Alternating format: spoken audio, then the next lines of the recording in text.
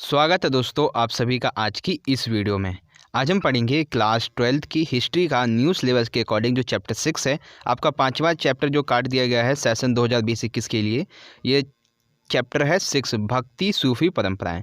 तो इस चैप्टर के दोस्तों हम most important MCQs question answer करने वाले हैं आज की इस वीडियो में। तो चलिए वीडियो को शुरू करते हैं। तो टॉपिक वाइज मैंने जो एमसीक्यूज क्वेश्चन के आंसर हैं वो लिए हैं, जैसे कबीर जी, गुरु नानक जी, मीराबाई, ठीक है, और जो भक्ति आंदोलन है, ठीक है, खानका है, हर एक पॉइंट से मैंने बहुत इंपॉर्टेंट लिए हैं, ठीक है। तो देखिए सबसे पहले हम बात करते हैं पहले एमसीक्यू की। पहला एमसीक्यू है, देखिए कबीर जी से संबंधित है कि कबीर के साहित्य का संकलन किसमें किया गया है। यानी कि कबीर जी के जो साहित्य हैं, जो उन्होंने पद कहे हैं, ठीक है, उनकी जो कहानियाँ, रचनाएं जो भी है वो किस में संकलित किए गए हैं, ठीक है। आपके ऑप्शन है कबीर बीजक में, कबीर ग्रंथावली में, गुरु ग्रंथ साहिब में, उपरोक्त सभी में। तो कबीर के जो साहित्य का संकलन है वो कबीर बीजक साहित्य में भी किया गया है, कबीर ग्रंथावली में भी किया गया है, और कबीर के साहित्य के कुछ अंश जो हैं वो हमें गुरु ग्रंथ साहिब में भी मिलते हैं। तो इससे ये पता चलता है कि ऑप्शन जो फोर्थ है, उपरोक्त सभी, यानी कबीर के साहित्य का संकलन, उपरोक्त जो तीन है, गुरु ग्रंथ साहिब, कबीर ग्रंथावली और कबीर बीजक, तीनों में ही संकलन जो है वो किया गया है। यानी ऑप्शन फोर्थ जो है उपरोक्त सभी, ये सही है, ठीक है। बात करते हैं अगले प्रश्न की।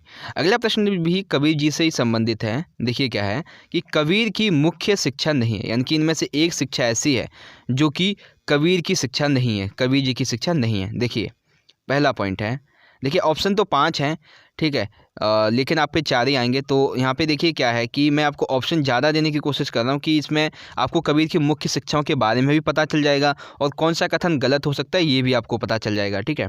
तो पहला देखिए, परम सत्य को वर्णित करने के लिए कई तरीकों का सहारा लिया है। हाँ, ये सही है कि इन्होंने परम सत्य को वर्णन करने के लिए कई तरीकों का सहारा लिया। जैसे इस्लामी दर्शन में सत्य को अल्लाह, खुदा, हजरत और पीर कहा है। हाँ, ये सही है, इन्होंने इस्लामी दर्शन में सत्य को अल्लाह, खुदा, हजरत और पीर कहा है। तीसरा है वेदांत दर्शन से सत्य को अलख, अदृश्य और निराकार कहा है। फोर्थ है इस्लामी दर्शन के एकेश्वरवाद और मूर्ति भंजन का समर्थन किया। हाँ, ये भी सही है कि इस्लामी धर्म के, यानी इस्लामी दर्शन के एकेश्वरवाद, एक ईश्वर और जो मूर्ति भंजन, उसका समर्थन किया है। पांचवा है हिंदू धर्म में बहु ईश्वरवाद और मूर्ति पूजा का समर्थन। ये वाला जो पॉइंट है वो गलत है, क्योंकि कबीर जी जो थे उन्होंने हिंदू धर्म के बहु ईश्वरवाद और मूर्ति पूजा का खंडन किया है और उसका ये समर्थन नहीं करते हैं। यानी कबीर की मुख्य शिक्षा कौन सी नहीं हुई? फिफ्थ, हिंदू धर्म में बहु ईश्वरवाद और मूर्ति पूजा का समर्थन, ठीक है। तो यहाँ पे आपको पता चला कबीर जी की मुख्य शिक्षाएं क्या थी, ठीक है। बात करते हैं अगले प्रश्न की। अगला प्रश्न है ये जो गुरु नानक जी हैं उनसे संबंधित है। देखिए क्या है, पांचवें गुरु अर्जुन देव जी ने बाबा गुरु नानक तथा 4 उत्तराधिकारी बाबा फरीद, रविदास, कबीर की वाणी को आदि ग्रंथ साहिब में संकलित किया, इन्हें क्या कहा गया? देखिए क्वेश्चन दोबारा से पढ़ते हैं। पांचवें गुरु अर्जुन देव जी ने बाबा गुरु नानक तथा 4 उत्तराधिकारी जैसे बाबा फरीद, रविदास, ठीक है, और कबीर की वाणी, इन सभी के साहित्यों का संकलन जो है वो उन्होंने आदि ग्रंथ साहिब में संकलित किया है। इन्हें क्या कहा गया है, ठीक है? क्या इन्हें गुरु ग्रंथ साहिब कहा गया है, क्या इन्हें कबीर बीजक कहा गया है, या गुरुवाणी कहा गया है, या कोई नहीं? तो पांचवें गुरु अर्जुन देव जी के द्वारा ये जो कार्य किया गया है उसे कहा गया है गुरुवाणी। क्या कहा गया है? गुरुवाणी। यानी कि आपका ऑप्शन 3 है, ये सही है, ठीक है। अब बात करते हैं अगले प्रश्न की। अगला है कि गुरु नानक की मुख्य शिक्षा नहीं है, यानी इनमें से एक ऐसी शिक्षा जो गुरु नानक जी की शिक्षा नहीं है, वो कौन सी है? पहला है निर्गुण भक्ति का प्रचार करते थे। हाँ, ये सही है कि ये निर्गुण भक्ति का प्रचार प्रसार करते थे। सभी बाहरी आडंबरों को नकारा। हाँ, ये भी सही, इन्होंने सभी बाहरी आडंबरों को नकारा है। सरल भक्ति का मार्ग, इन्होंने सरल भक्ति का मार्ग भी सुझाया था कि ईश्वर का स्मरण कीजिए एवं उसका जाप कीजिए, यानी कि ध्यान कीजिए, ये भी सही है। ईश्वर का आकार होता है, ये गलत है। देखिए जैसे कि पॉइंट फर्स्ट ही है कि निर्गुण भक्ति का प्रचार करते थे, यानी कि निर्गुण अर्थात कि ईश्वर का कोई आकार नहीं होता है, यानी कि सिंपल सा ऑप्शन यहाँ पे आंसर कौन सा होगा हमारा? गलत है, ईश्वर का आकार होता है, ये आंसर गलत है। ये गुरु नानक जी की मुख्य शिक्षा नहीं है, ठीक है। ये हुआ क्वेश्चन 4। अब बात करते हैं क्वेश्चन 5 की। खालसा पंथ की नींव किसने रखी? यह जो आपका बॉक्स है उसमें से प्रश्न उठाया कि खालसा जो पंथ है उसकी नींव किसने रखी थी? गुरु गोविंद सिंह ने, गुरु नानक देव जी ने, गुरु अर्जुन देव ने या गुरु तेग बहादुर ने? तो खालसा पंथ की जो नींव है वो गुरु गोविंद सिंह जी ने रखी थी। ठीक है, ये आपके बॉक्स में प्रश्न था। अब देखिए मीराबाई से संबंधित 2 प्रश्न बनेंगे। पहला प्रश्न है कि मीराबाई के गुरु कौन थे? पहला प्रश्न है मीराबाई के जो गुरु थे वो कौन थे? कबीर थे, गुरु नानक थे, बाबा फरीद थे या रैदास थे? तो कबीर तो हो ही नहीं सकते थे, ना गुरु नानक थे। बाबा फरीद और रैदास में एक कन्फ्यूज़न है, तो इसमें जो सही आंसर है वो है रैदास। कौन? मीराबाई के गुरु कौन थे? रैदास, जो कि एक चर्मकार थे। ठीक है, अब देखिए एक और प्रश्न मीराबाई से संबंधित कि मीराबाई के बारे में कौन सा कथन गलत है? यानी कि यहाँ पे 4 ऑप्शन दिए हैं। ठीक है, अब इन चारों में से ऐसा कौन सा कथन है जो मीराबाई से संबंधित गलत है? ठीक है, देखिए इनका जन्म राजस्थान के मारवाड़ के मेड़ता जिले के राजपुताना कुलवंश में हुआ। देखिए कहाँ पे हुआ? राजस्थान में हुआ। कहाँ पे? मारवाड़ के मेड़ता जिले में। ठीक है, और कौन से कुलवंश में? राजपुताना कुलवंश में। ये तो सही है। मेवाड़ के सिसोदिया कुल में इनका विवाह कर दिया गया। ठीक है, ये कुल में कर दिया गया। यहाँ पे एक ऑप्शन आएगा, मतलब वर्ड आएगा विवाह। मेवाड़ के सिसोदिया कुल में इनका विवाह कर दिया गया, ये भी सही है। इन्होंने विष्णु के अवतार मीरा जी ने विष्णु के अवतार कृष्ण को अपना पति तथा ईश्वर मान लिया था, ये भी सही है। 4th है मीराबाई ने अपना गुरु रैदास को चुना जो कि एक चर्मकार थे, ये भी सही है। यानी कि मीराबाई के बारे में इनमें से कोई भी कथन जो है वो गलत नहीं है। तो ऑप्शन कौन सा होगा? कोई भी कथन गलत नहीं, यानी कि 5th ऑप्शन जो है कोई नहीं, ये आंसर आपका सही है। ठीक है, आई होप आप समझ गए होंगे। बात करते हैं अगले प्रश्न की। अगला प्रश्न है वीर शैव आंदोलन का नेतृत्व किसने किया? अब देखिए बहुत इजी से प्रश्न आ रहे हैं कि वीर शैव आंदोलन का नेतृत्व किसने किया? अलवारों ने, नयनारों ने, बासवन्ना ने या किसी ने नहीं? तो वीर शैव आंदोलन का जो नेतृत्व है वो किया था बासवन्ना ने। ठीक है, अब है कि विष्णु के भक्त क्या कहलाते थे? जो विष्णु के भक्त थे वो क्या कहलाते थे? ठीक है, आपके पास 4 ऑप्शन हैं। अलवार कहलाते थे, नयनार, वासवन्ना या इनमें से कोई नहीं। तो जो विष्णु के भक्त होते थे वो अलवार कहलाते थे। ठीक है, और जो शिव के भक्त हुआ करते थे वो नयनार कहलाते थे। ठीक है, आई होप आप समझ गए होंगे। विष्णु के भक्त अलवार और शिव के भक्त नयनार कहलाते थे। अब लिंगायतों के प्रमुख विचार नहीं है, यानी कि इनमें से 4 ऑप्शन में से एक ऐसा ऑप्शन है जो गलत है।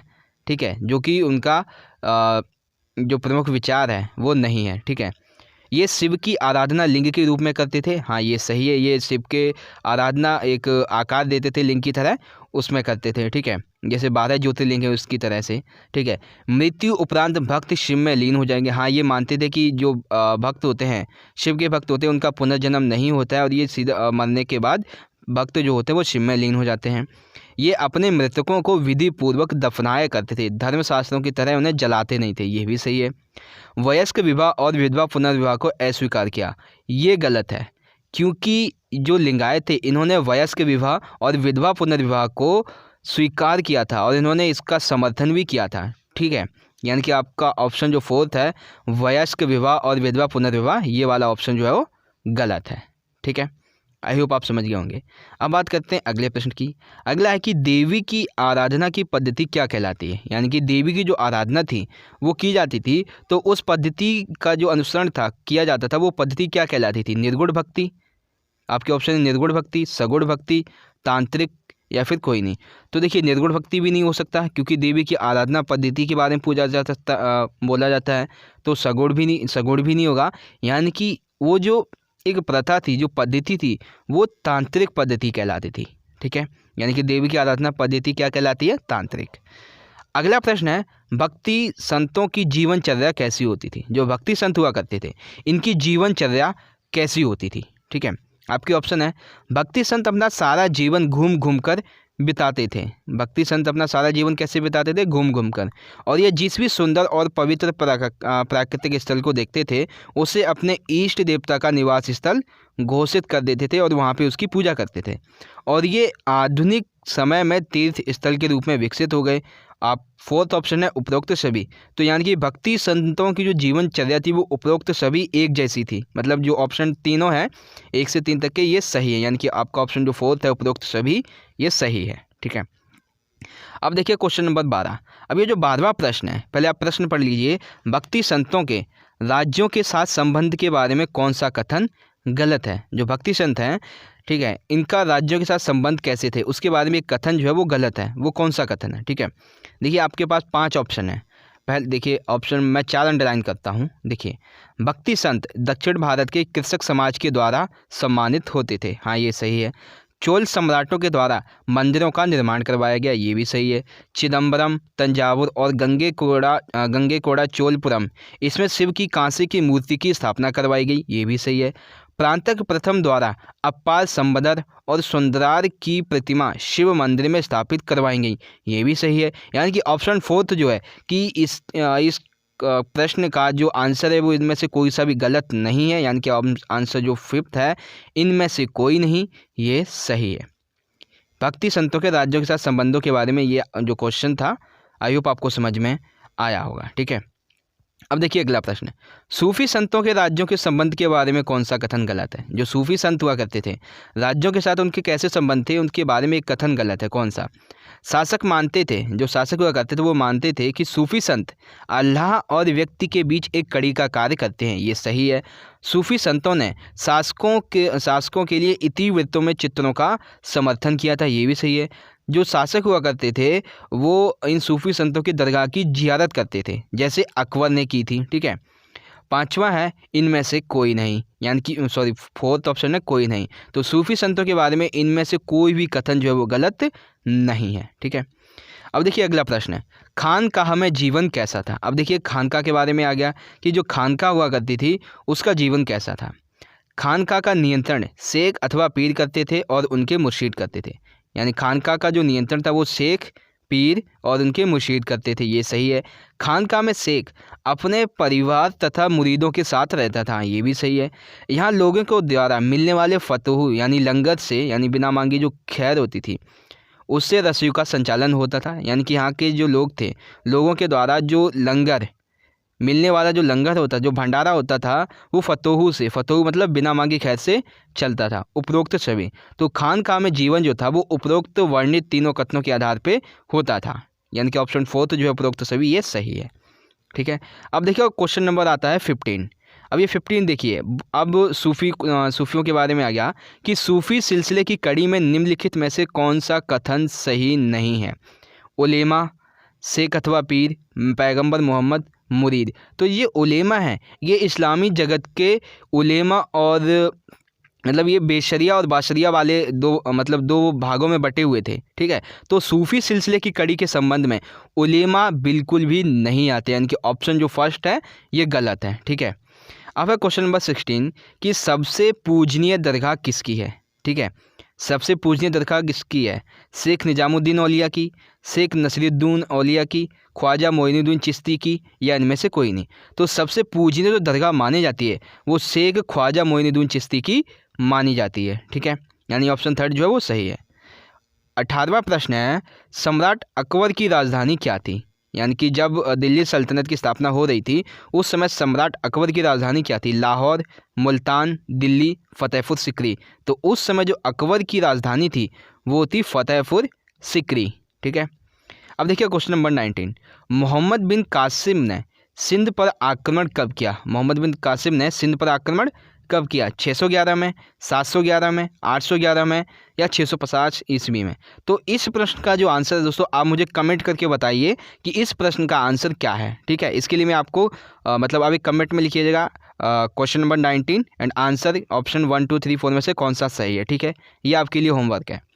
अब क्वेश्चन नंबर 20 देखिए, इस्लाम धर्म के प्रचार प्रसार में निम्नलिखित में से किसका योगदान रहा है? यानी कि इस्लाम धर्म के प्रचार प्रसार में निम्नलिखित में से किसका योगदान रहा है? मोहम्मद बिन कासिम के द्वारा दिल्ली सल्तनत पर दिल्ली सल्तनत पर कब्जा कर लिया गया था, हाँ ये भी सही है। मुगलों के आगमन के पश्चात इस्लाम धर्म अधिक तेज़ी से फैला, ये भी सही है। उलेमाओं के प्रचार प्रसार के द्वारा, ये भी सही है। यानी कि इस्लाम धर्म के प्रचार प्रसार में इन तीनों ही जो वर्णित कथन है इनका योगदान रहा है, यानी कि ऑप्शन 4 उपरोक्त सभी ये सही है। ठीक है, तो इस तरह से क्वेश्चन नंबर 20 भी हमारा यहाँ पे ख़त्म होता है। तो इस तरह से दोस्तों हमारा आज का ये वीडियो ख़त्म होता है जिसमें मैंने आपको आपका चैप्टर जो था भक्ति सूफी परंपरा, इस चैप्टर से जो most important 20 MCQ question answer बनते हैं वो मैंने आपको बता दिए। एंड आई होप दोस्तों कि आपको वीडियो अच्छी लगी होगी। अगर वीडियो अच्छी लगी है तो लाइक करना, इस वीडियो को ज़्यादा से ज़्यादा अपने सभी दोस्तों के साथ जरूर शेयर कर दीजिएगा। हम मिलेंगे दोस्तों अगली वीडियो में इसी चैप्टर के 3 मार्क्स के इंपॉर्टेंट क्वेश्चन आंसर की वीडियो के साथ। तब तक के लिए आप पढ़ते रहिए, अपना ख्याल रखिए। धन्यवाद। जय हिंद, वंदे मातरम।